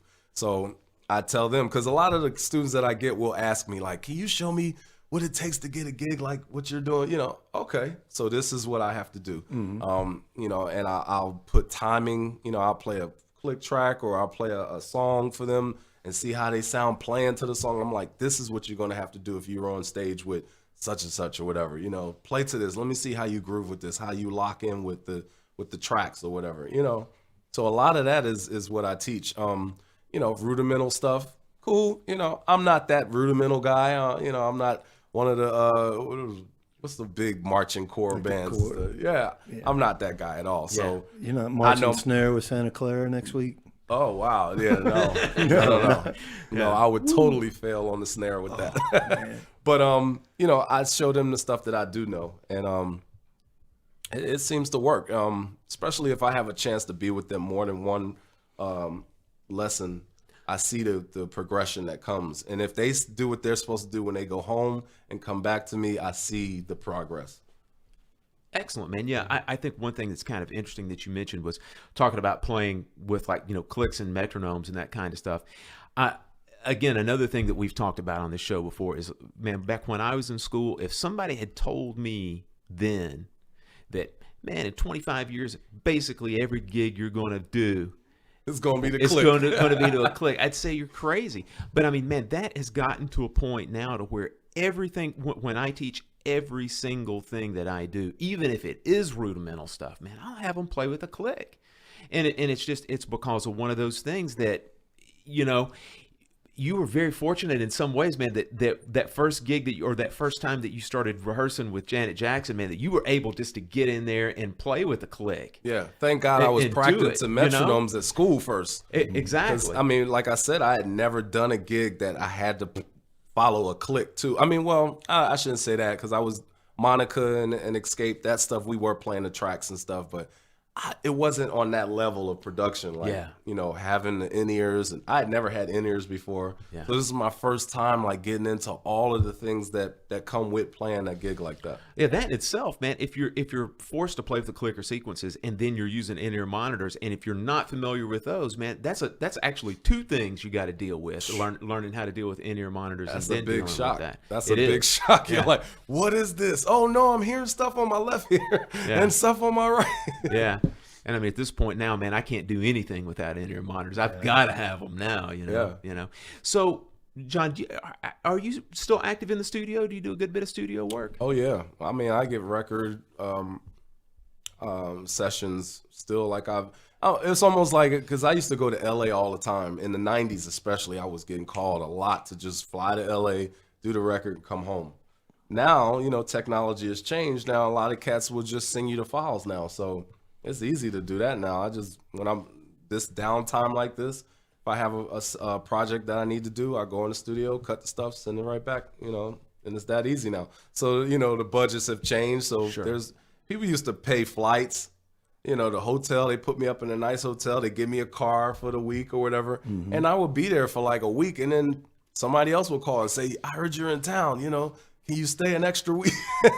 I would be in LA for almost a month just because of one session, you know, and then they find out I'm in town and just other cats start calling. So it was like, that was a good time period. I'd say. So in town, where do you have your own space, or do you No, go I have a somewhere? studio that I work out of. Okay. Yeah. So in an engineer, Trusted engineer and all that. he actually did my record that I put out 2 years ago, which we talk about too, the heartbeat. Mm-hmm. So he engineered it. Raheem Amlani is his name. And so ever since then, you know, I've been going over there and just cutting the stuff with him. We have like a great chemistry now, and you know, we go out there and cut a song in an hour, you know. So when you are here in town, then obviously you've got the studio, which is super convenient, man, where you can just call upon and go do that. Yeah. Do you, with where you live now, man, do you have access to practice? Like, do you have a place to practice at your place, or do you? I have a flat here, so I can't play drums in there. My neighbors will kill me. Yeah. But I have practice pads in there. I can use those whenever I want to. But then I go to, you know, crossover studios or wherever. Gotcha. Those are my boys. I've been going there for 20 years since I moved here. And, you know, he'll give me a room there for cheap or whatever. So, you know, sometimes free if it's not busy. You know, so I'll go and do things like that as far as for practicing and stuff.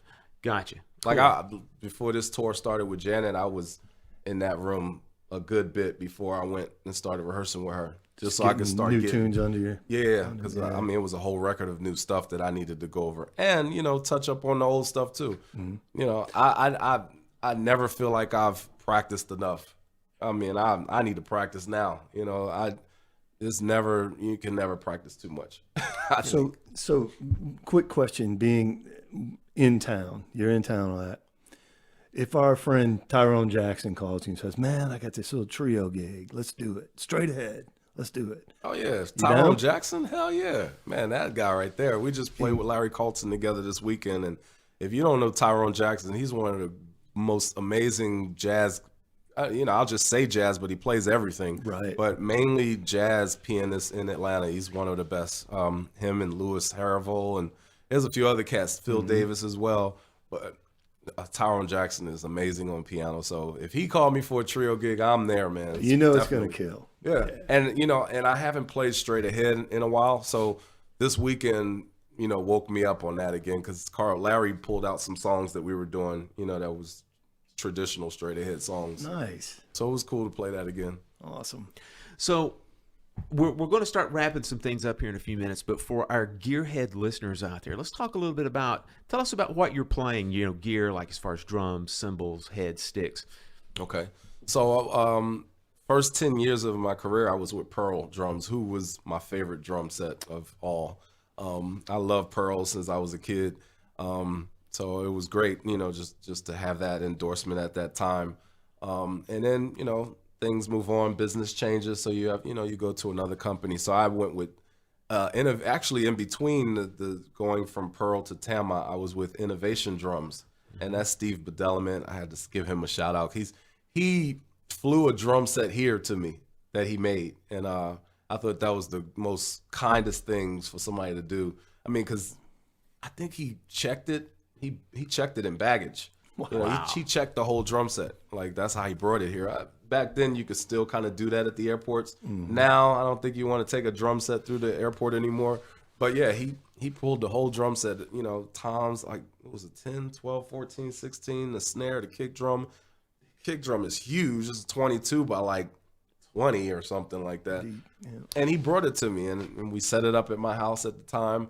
And I'm like, man, these drums are amazing. And he'd always say, these are the Lamborghinis of the drums. Yeah. You met Steve before? No, I haven't met him. He's out of Detroit, and he was hand making these drums himself.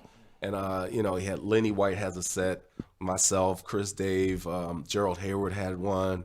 Who's that few guy? cats. Somebody plays with CC. That guy was playing some of that. Oh, okay. Larnell Detroit guy. I think. Yes. I heard he had a snare drum Liddell one night. Liddell Abrams. Yeah, Ooh, he plays with sounded great. He plays with Charlie Wilson. Mm-hmm. Yeah, That's so right. he has. Yeah, I've seen a snare. I haven't seen his whole set, but he definitely still takes the snare around with him. Yeah, that was it because it's a backline kit. Okay. He had that snare drum and it was killing. That drum set is amazing. I still have it. So in between the endorsement with Pearl and Tama, I did the Innovation Drums for a while, and I just needed to be with a bigger, production company and all like that. So Tama reached out. Brian Fraser Moore is a good friend of mine from Philadelphia, and he actually told them, like, John is looking for another major company to come to. So they reached out to me. So shouts out to Brian for, making that link happen. So yeah, 20 years with Remo. I've played their heads, nobody else. I mean, I've tried to play other heads. I'm not mentioning no names, but my sound and everything that I look for works with Remo heads. Gotcha. Just stepping back with the drums for a minute, do you have like kits and lockers like in LA and then like maybe one in Europe somewhere or anything like that? No, I just use the backline stuff in LA. Gotcha. I don't have a kit of my own out there. So much great stuff available. Yeah, they got everything. Yeah. But here I have most of my drum sets are in storage, and I kind of rotate 2 or 3 of them, just around town and stuff. Gotcha. What about your cymbals? I was with Sabian for 20 years as well. Uh-huh. And I'm a big fan of like loyalty, and between the companies and you, it's like, some cats get it twisted and feel like, oh, I'm gonna try to get this endorsement, that endorsement, and it's just endorsement whores, man. Basically, yeah. I never wanted to be an endorsement whore. It's like once I found out what it was that I liked, I stuck with that. And if anything, I would only leave if some business wasn't right or something, So, but the relationship between me and the company, I've always tried to keep the loyalty with those companies. Vader drumsticks. I met Vader when I was at Berklee. I met the guys that started Vader because they were doing Vic Firth sticks first. Oh, okay. They were manufacturing Vic Firth sticks first. Yeah. And one of my boys that's there with Vader now, Johnny. I'd go to Jack's drum shop, which was up the street from the school, and go in there and do, drum shop talk and all that kind of stuff. And he was like, man, you need to come over and play some Vaders. And that was back then, like 92, I guess. And Vader was just getting started and all. I think they were just getting started around that time, but he was bragging about Vader sticks. And I'm like, nah, I'm with Vic Firth. I'm cool, And just later down the line, I wind up, signing with Vader. And it's been maybe 15 years now with them. So I've, just to show you the longevity that I've had with the companies that I'm with. That's admirable. There's a lot of guys, you're right, that just jump. Oh, they just jumping left and right. I'm like, man, sit down somewhere for a while. And it's crazy because these companies do talk about the you know, their endorsers, you know, and they're like, okay, well, what do you feel about John? What do you feel about Phil? You know, these Japanese companies especially, they all make the drums, you know, so they're all sitting around having tea and stuff and laughing about us, you know, like he's not loyal, you know. And Japanese are very serious about loyalty, you know, and they really respect somebody that, you know, that is loyal to their company. Like I was getting ready to go from Tama and go back to Pearl at one point. I wanted to, just because, you know, like I said, Pearl was my first love. And it just didn't fit, you know. Now I don't know what they've changed in their makes or whatever, in their wood or whatever like that, but it's not the sound that I was remembered when I played like the Masters series and all that kind of stuff back in the 90s. So, you know, I let them know, thank you so much for the for the offer. Sent the email to those guys, and they sent it right back to me and said, thank you for your loyalty, thank you for, you know, being a straight up guy. Basically, like, you know, I told them that I didn't have any problems at Tama, you know. Tama might not know about that, but, you know, hey, we don't have to talk about those kind of things, but they'll know after they hear this that, you know, you'll get offers from other companies all the time. You know, if it's a competition, that's just how it goes. And it's just you have to, you know, be, you know, you have to have some integrity and say, hey, man, you know, I don't have any problems with the company I'm with already, so I'm going to just stick with them. It's like having a girl or a wife or whatever, you know, it's the same thing. Like, do you want your wife or do you want your wife and the other three that's hanging on the side trying to holler at you too? Right.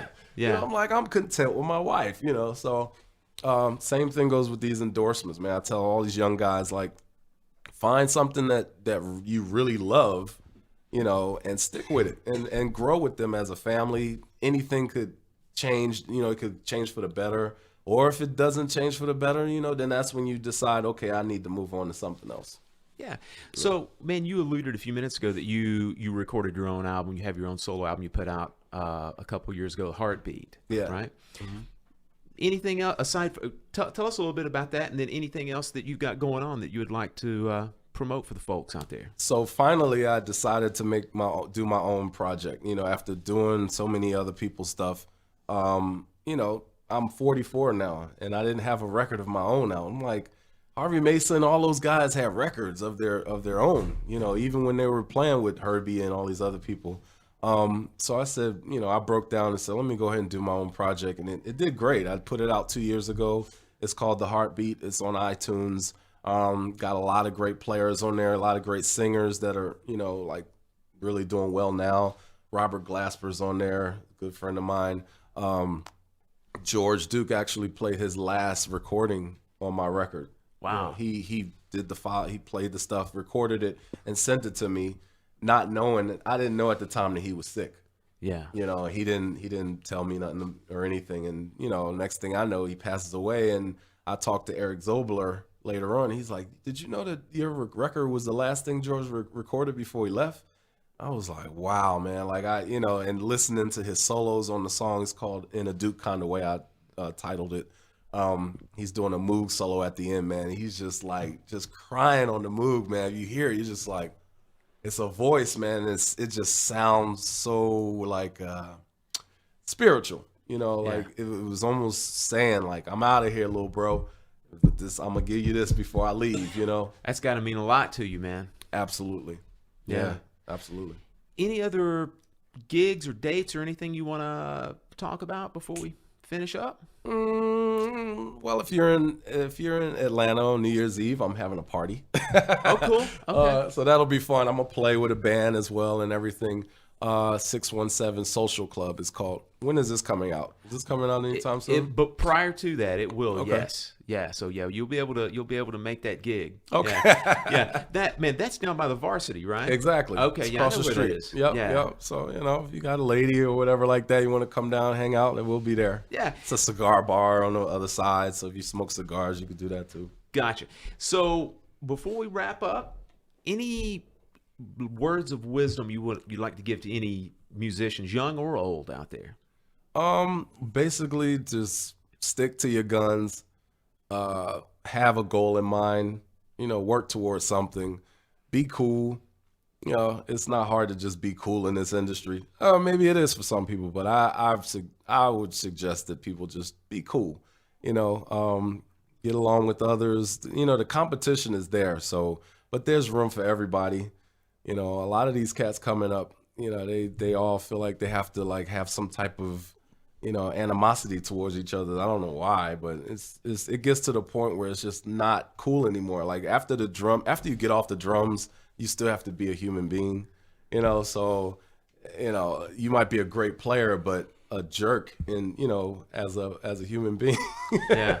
You got to talk to people. You got to get along with folks. Like all of that stuff is like a package deal for a musician to have, and it's good, because people like to be around folks that are cool, A lot of cats get gigs off of the fact that they're just a cool individual. Yeah, we talk about it. Like, can I be on a bus with this guy? That's Right. exactly right, man. Yeah. Nobody wants to deal with a jerk, man, especially on tour. Like every day you have to see this person, like, oh man. And there's times where it's always there's one bad apple in the group that's just like, God. Makes that bus feel like a VW, man. Yeah. As soon as they come around, everybody cringes like, But speaking to drummers especially, man, we're such a fraternal bunch. My best friends are drummers, and yeah. the small percentage of you guys out there that aren't looking at it that way need to get it together, because most of us are cool with each other. yeah, man, and it's we all benefit from that on a million levels too. Yeah. So And the mutual respect and everything means a lot. Definitely. But yeah, I would tell people to just, definitely work towards your goal.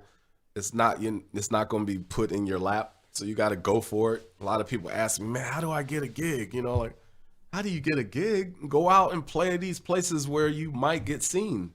Yeah. It's nobody's going to come knocking on your door to give you a gig.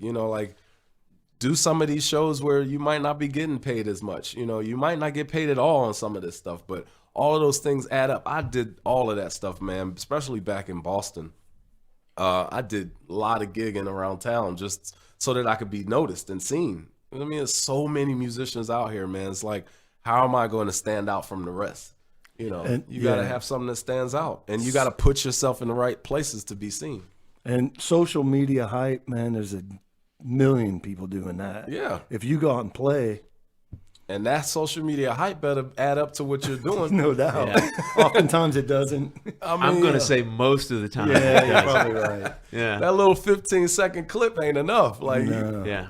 somebody comes to you at a full show, you better do something, if you're really trying to get out there. Good stuff, man. John, you've been great, man. Man, it was a pleasure to be here, man. Let me tell you, we consider ourselves a serious show from the standpoint of like imparting some knowledge on some folks, but we like to have fun on here also. And I'm going to spring something on you here right before we leave. We're going to take 1 minute, and I like to call it the Drummers Weekly Groovecast Rorschach test. And so I've done this on an interview before. I made just a few little quick yes or no questions that I just want to run past you real quick. I don't want you to think about them, man. All right. I just want you. First reaction. First reaction. Okay. All right. So we will take these results and we will send them to our think tank and have you analyzed after this. Okay. Okay. You ready? Yep. Don't think too much about this. Okay. I'll try not to. All right. John, start the clock. Are you ready? Ding. Wood tip or nylon tip? Wood. Stax or Motown? Stax. Good answer. What's your favorite TV show? Right now, Insecure. When you're touring, bus or plane? Plane. In-ears or wedges? In-ears. For barbecue, pork or beef? Neither. I'm a pescatarian. PC or Mac? Always Mac. Think carefully on this next one. Eagles or Falcons? Eagles all day. Click track or nothing? Click track. Elvin or Tony? Tony. Hard cases or bags? Hard case. I want to save my shit. Name an underrated drummer. Ooh. Dang, it's so many. Kenwood Denard. Worst traffic, Atlanta or Philadelphia? Atlanta. George Clinton or Isaac Hayes? George Clinton. Most important question, Pats or Geno's? Pats, baby. Right on. John, it's been a pleasure, man. My Thank pleasure, you, man. man. Appreciate it. Absolutely. All right, Remember, guys, Yeah. monumental talent, incredibly humble, major success. Think about it. Work ethic, man, too. Yes, sir. Preparation, work ethic, and be a good person. You've heard us say it a million times. Lil John Roberts just illustrated it. We'll see you guys next week. Every Monday, we have a new show coming out. We'll see you soon. Peace. Bye-bye. So there you have it. There's Lil John Roberts on the Drummers Weekly Groovecast. I'll tell you this, the three of us, we had a great time sitting here hanging out, talking about drums and about the music business and what it takes to be successful. We really hope you enjoyed listening to it as much as we enjoyed bringing it to you. If that's the case, please do us a favor. We'd be forever grateful to you that the next time you go into iTunes to either stream or download the show, please leave us a short review. Doesn't have to be anything extravagant, doesn't have to be anything long, just a sentence or two, and if you could give us 5 stars, we would greatly appreciate it, because we certainly do appreciate you listening, and we love bringing you the show every week. With that in mind, you can subscribe to us on all of your favorite podcast apps. You can, of course, get us at iTunes, Google Play Podcasts, Stitcher, Podbean. A new show comes out every Monday, and please stay in touch with us. Let us know what you want to hear. Let us know if you have any comments or suggestions on the show. You can reach us at our Gmail email account, which is drummersweeklygroovecast@gmail.com. You can reach us on our Facebook page at facebook.com/drummersweeklygroovecast. And you can tweet us at our Twitter account, twitter.com/DWGroovecast, or just at DWGroovecast. All right, guys, thanks for listening. We appreciate you. And until next week, we're going to leave you with a little bit of Lil John Roberts playing with George Duke. See you then. Bye-bye.